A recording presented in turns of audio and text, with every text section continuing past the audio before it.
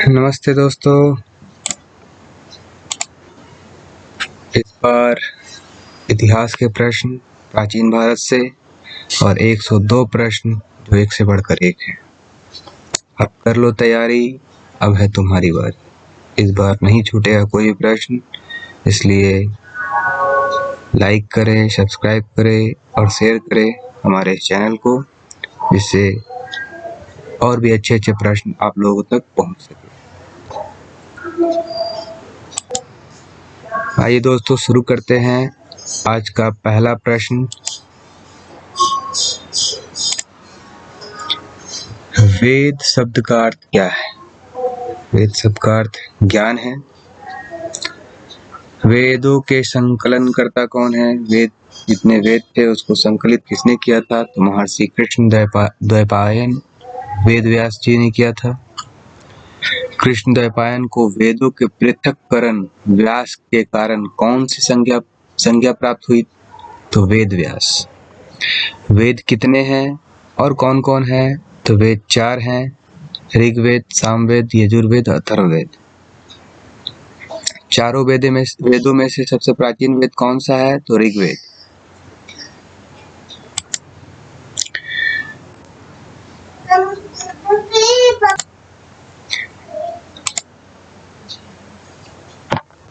अगले प्रश्न की तरफ बढ़ते हैं दोस्तों। ऋग्वेद से आर्यों की कौन सी जानकारी प्राप्त होती है? तो राजनीतिक प्रणाली तथा उनका इतिहास, ये जानकारी हम लोगों को प्राप्त होती है। ऋग्वेद में कितने प्रकार के विभाग मिलते हैं? ऋग्वेद में 2 प्रकार के विभाग मिलते हैं, अष्टक क्रम और मंडल क्रम। ऋग्वेद में सूक्तों की संख्या कितनी है? तो ऋग्वेद में सूक्तों की संख्या जो है 1028 सूक्त है, 1017 मूल सूक्त है और 11 बालखिल्य। ऋग्वेद में ऋचाओं की संख्या कितनी है? ऋग्वेद में ऋचाओं की संख्या 10,462 है, लगभग 10,600। ऋग्वेद के दूसरे से 7वें तक के मंडल को क्या कहा जाता है? तो गोत्र मंडल या वंश मंडल या ऋषि मंडल कहा जाता है। ऋग्वेद की सर्वाधिक प्राचीन ऋचाएं किस मंडल की हैं? तो दूसरे और 7वें मंडल की हैं। ऋग्वेद का कौन सा मंडल अंत में जोड़ा गया? पहला एवं 10वां। ऋग्वेद के किस मंडल में लोकप्रिय गायत्री मंत्र जो सावित्री को समर्पित है का उल्लेख किया गया है? तो तीसरे मंडल में। ऋग्वेद के तीसरे मंडल के रचयिता कौन है? तो विश्वामित्र जी हैं। 10वें मंडल के किस सूक्त में पहली बार चारों वर्णों का एक साथ उल्लेख मिलता है? तो दोस्तों पुरुष सूक्त में। 4 वर्ण कौन कौन से हैं? ब्राह्मण, क्षत्रिय, वैश्य और शूद्र। ऋग्वेद के 8वें मंडल में मिली हस्तलिखित प्रतियों के परिशिष्ट को क्या कहा गया है? तो किल कहा गया है। ऋग्वेद में गंगा शब्द का उल्लेख कितनी बार हुआ है? 1 बार। ऋग्वेद में यमुना शब्द का उल्लेख कितनी बार हुआ है? 3 बार। ये सारे प्रश्न बहुत इंपॉर्टेंट है दोस्तों। ऋग्वेद का काल कब से कब तक का माना जाता है? तो 1500 से 1000 ईसा पूर्व। ऋचाओं के क्रमबद्ध ज्ञान के संग्रह को क्या कहा जाता है? तो ऋचाओं के क्रमबद्ध ज्ञान के संग्रह को ऋग्वेद कहा जाता है। ऋग्वेद के ऋचाओं को पढ़ने वाले ऋषि को क्या कहा जाता है? तो होत्र। ऋग्वेद का तीसरा मंडल जिसकी रचना विश्वामित्र ने की है किस देवता को समर्पित है? सूर्य देवता सावित्री। गायत्री मंत्र सावित्री को समर्पित मंत्र है। ऋग्वेद के कई परिच्छेदों में प्रयुक्त अधन्य शब्द का संबंध किससे है? तो गाय से है। वामनावतार के 3 पगों के आख्यान का प्राचीनतम स्रोत क्या है दोस्तों? तो ऋग्वेद है। ऋग्वेद में इंद्र के लिए कितनी ऋचाएं हैं? 250। ऋग्वेद में अग्नि के लिए ऋचाओं की संख्या कितनी है? 200। प्राचीन इतिहास के साधन के रूप में वैदिक साहित्य में ऋग्वेद के बाद किसका स्थान आता है? तो शतपथ ब्राह्मण का। 10 राज का युद्ध किसके किसके बीच हुआ था दोस्तों? तो भरत कबीले के राजा सुदास एवं पुरु कबीले, जिसे 5 आर्य और 5 अनार्य थे, के मध्य हुआ था, जिसमें सुदास विजयी हुआ था। भरत कबीले के मुख्य पुरोहित कौन थे? तो वशिष्ठ। पुरु कबीले या 10 राजाओं के संघ के पुरोहित कौन थे? विश्वामित्र। आजीवन धर्म तथा दर्शन की अध्येता महिलाओं को क्या कहा जाता था? तो ब्रह्मवादिनी। किन किन महिलाओं को वैदिक ऋचाओं को लिखने का श्रेय दिया जाता है? तो अपाला, घोषा, लोपामुद्रा, विश्ववारा तथा सिक्ता। जीवन भर अविवाहित रहने वाली लड़कियों को क्या कहा जाता था? अमाजू। बहुत इंपॉर्टेंट क्वेश्चन दोस्तों। ऋग्वेद में ऊनी कपड़ों को क्या कहा गया है? सामूल्य। ऋग्वेद में कढ़े हुए कपड़ों को क्या कहा गया है? तो पेशस। आर्यों द्वारा कमर से नीचे पहने जाने वाले वस्त्र को क्या कहा जाता था? नीवी। आर्यों द्वारा कमर से ऊपर पहने जाने वाले वस्त्र को क्या कहा जाता था? वायस। आर्यों के द्वारा ऊपर से धारण की जाने वाली चादर या ओढ़नी को क्या कहा जाता था? अधिवासस। आर्यों द्वारा धारण किए जाने वाले कान के आभूषण को क्या कहा जाता था? तो कर्ण शोभन। आर्यों द्वारा सिर पर धारण किए जाने वाले आभूषण को क्या कहा जाता था? तो कुरीर। आर्यों द्वारा धारण किए जाने वाले गले के आभूषण को क्या कहा जाता था? तो निष्क एवं मणि। आर्यों द्वारा धारण किए जाने वाले अंगूठी को क्या कहा जाता था? तो ज्योचनी। आर्यों द्वारा धारण किए जाने वाले हेलमेट को क्या कहा जाता था दोस्तों?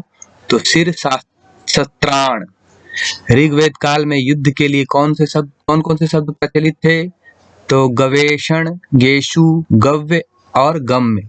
बहुत ढूंढ कर मैंने निकाला है दोस्तों आप लोग के लिए प्रश्न।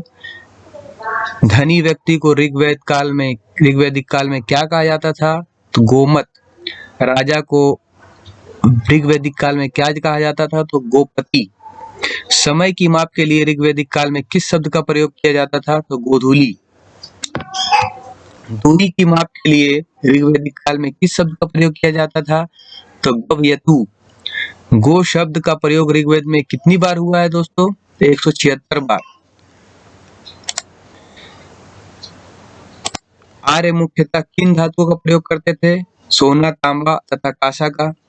आर्यों द्वारा तांबे या कांसे के अर्थ में किस शब्द का प्रयोग किया जाता था? तो अयस।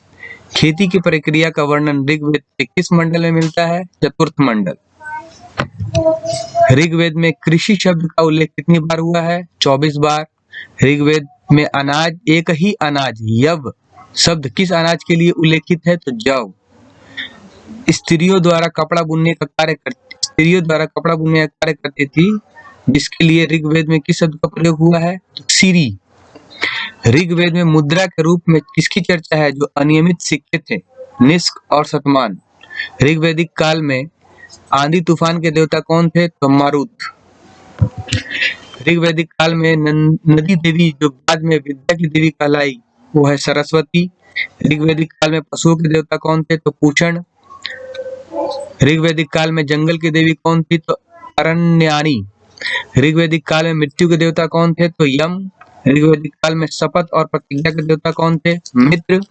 ऋग्वेदिक काल में विपत्तियों को हरने वाले तथा चिकित्सा के देवता कौन थे? अश्विनी। ऋग्वेदिक काल में युद्ध का नेता तथा वर्षा का देवता किसे कहा जाता था? इंद्र को। ऋग्वेदिक काल में देवता तथा मनुष्य के बीच मध्यस्थता कराने वाले देवता कौन थे? तो अग्नि। ऋग्वेदिक काल में वनस्पति के देवता कौन थे? तो सोम। ऋग्वेदिक काल में देवता के जनक किस देवता को माना जाता है? विव श्वान। ऋग्वेदिक काल में जीवन देने वाला भुवन चक्षु किस देवता को माना जाता था? सूर्य। ऋग्वेदिक काल में धातुओं के देवता कौन थे? त्वष्टा। विवाह एवं संधि का देवता ऋग्वेदिक काल में कौन था? तो आर्स। ऋग्वेद काल में प्रगति एवं उत्थान के देवता कौन थे? तो उषा। ऋग्वेदिक काल में प्रकाश के देवता कौन थे? धौ या धौस, जो कि सबसे प्राचीन देवता थे। ऋग्वेदिक काल में पृथ्वी एवं सूर्य के निर्माता, समुद्र का देवता, विश्व के नियामक एवं शासक, सत्य का प्रतीक, ऋतु परिवर्तन एवं दिन रात का कर्ता किस देवता को माना जाता था? तो वरुण। बहुत इंपॉर्टेंट है दोस्तों ये प्रश्न, आप लोग याद कर लीजिएगा। ऋग्वेदिक काल में सबसे महत्वपूर्ण इंद्र को क्या कहा गया है? पुरंदर या पुरभिद या विसुजित। ऋग्वैदिक काल में दूसरे महत्वपूर्ण देवता कौन थे? तो अग्नि। ऋग्वैदिक काल में तीसरे महत्वपूर्ण देवता कौन थे? वरुण। ऋतस्य गोपा किस देवता को कहा गया है? वरुण। दशराज का युद्ध किस नदी के तट पर लड़ा गया था दोस्तों? पुरुषनी नदी, जो कि वर्तमान में रावी नदी है। सोम का उल्लेख किस मंडल में है? 9वें मंडल में है। मैं कवि हूँ, मेरे पिता वैद्य हैं, माता अन्न पीसने वाली है। कवि अंगिरस का यह कथन किस मंडल में है दोस्तों? तो 9वें मंडल में। ऋग्वेद का 7वां मंडल किस देवता को समर्पित है? वरुण। वरुण देवता को। ऋग्वेद के 7वें मंडल की रचना किसने की है दोस्तों? वशिष्ठ जी ने। सामवेद में साम का अर्थ क्या है? गान। सामवेद में कुल कितनी ऋचाएं हैं? 1549। सामवेद का मुख्य देवता कौन है दोस्तों? सविता या सूर्य। भारतीय संगीत का मूल किस वेद को माना जाता है? सामवेद। किस वेद में यज्ञों के अवसर पर गाए जाने वाले ऋचाओं का संकलन है? तो सामवेद। सामवेद के पाठकर्ता को क्या कहा जाता था? उद्रात्र। भारतीय संगीत का जनक किस वेद को माना जाता है दोस्तों? तो सामवेद। ऋग्वेद पर आधारित सामवेद में सूक्तों की संख्या कितनी है, जिसे प्राय ऋग्वेद से लिया गया है? तो 1810 सूक्त। स्वर पाठ के लिए मंत्रों तथा बलि के समय अनुपालन के लिए नियमों का संकलन क्या कहलाता है दोस्तों? यजुर्वेद। मूलतः कर्मकांड वाला वेद कौन सा है दोस्तों? तो यजुर्वेद। यजुर्वेद में यजुस शब्द का अर्थ क्या है? यज्ञ। यजुर्वेद के पाठकर्ता को क्या कहा जाता है दोस्तों? अधर्वयु। अध्वर्यु। वेद वह वेद जो गद्य और पद दोनों में है दोस्तों, तो यजुर्वेद। अथर्वा ऋषि ने किस वेद की रचना की है दोस्तों? अथर्ववेद। अथर्ववेद में मंत्रों तथा पद की संख्या कितनी है दोस्तों? तो मंत्र है 731 तथा पद है 6000 लगभग। मानव के जीवन के सभी पक्षों का विवरण किस वेद में दिया गया है दोस्तों? तो अथर्ववेद। मानव जीवन के सभी पक्ष कौन कौन से हैं? गृह निर्माण, कृषि की उन्नति, व्यापारिक मार्गों का गहन या खोज, कृषि की उन्नति, रोग निवारण, समन्वय, विवाह तथा प्रणय गीतों, राजभक्ति, राजा का चुनाव, बहुत से वनस्पति एवं औषधि, श्राप, वशीकरण, प्रायश्चित, मातृभूमि, महामात्य आदि। जादू टोने का वर्णन किस वेद में वर्णित है दोस्तों? तो अथर्ववेद। अथर्ववेद में कुरु का राजा किसे कहा गया दोस्तों? तो परीक्षित। सभा और समिति को प्रजापति की 2 पुत्री किस वेद में कहा गया दोस्तों? अथर्ववेद। सबसे बाद का वेद कौन सा है दोस्तों? अथर्ववेद। इसके बाद मैं पार्ट 2 बनाऊंगा दोस्तों। ये अभी 102 प्रश्न ही मैंने किए हैं, इससे रिलेटेड और भी प्रश्न आपके सामने मैं लेकर आऊंगा। तब तक के लिए मुझे प्रोत्साहित कीजिए, लाइक कीजिए, शेयर कीजिए और सब्सक्राइब कीजिए मेरे चैनल को। धन्यवाद दोस्तों।